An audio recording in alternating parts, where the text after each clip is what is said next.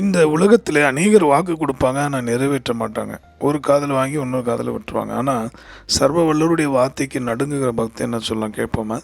சங்கீதம் 119, 106. உம்முடைய நீதி நியாயங்களை காத்து நடப்பேன் என்று ஆணையிட்டேன், அதை நிறைவேற்றுவேன்.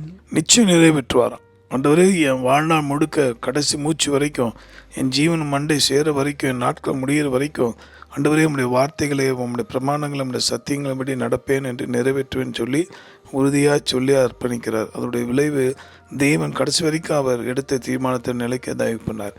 தடுமாற்றம் வந்தது, விழுந்து போக வேண்டிய சூழ்நிலை வந்த போதும் அந்த பக்தனை கர்த்தர் காப்பாற்றினார். காரணம் என்னென்னா, எடுத்த நல்ல தீர்மானம். இன்று கூட இதை கேட்குற நண்பர்களே, உங்கள் ஊழிய பாதையில், தனிப்பட்ட வாழ்க்கையில், குடும்பத்தில் பல சூழ்நிலை நீங்கள் தவித்து கொண்டு இருப்பதை தேவன் அறிவார்.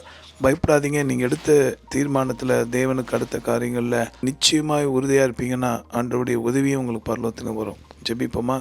வானம் பூமி மாறினாலும் என் வார்த்தை மாறாது ஒழியாது என்று சொன்ன கர்த்தாவே, என்னோடு சேர்ந்து ஜெபிக்கிற யாவருக்கும் சமாதானம், நீதி, பலன் தாரும். அவர்கள் வாழ்க்கையில் குழப்புகிற ஆவிகளை கடிந்து கொண்டு நீதியின் வெளிச்சத்தை நடக்க அருள் தாரும். அற்புதம் செய்தும் ஆண்டவர் கடைசி வரைக்கும் உறுதியாக இருக்குது. எடுத்த பொருத்தனையில் உண்மையாக நிறைவேற்ற உம்மோடு நடக்க தயவு பண்ணும். இயேசு மூலமாக ஜெபிக்கிறோம் எங்கள் நல்ல பிதாவே, ஆமென். உங்களுக்காக திருப்பல் நின்று ஜெபிக்கிற உங்கள் அன்பு சகோதரன் Mani Iyer. God bless you.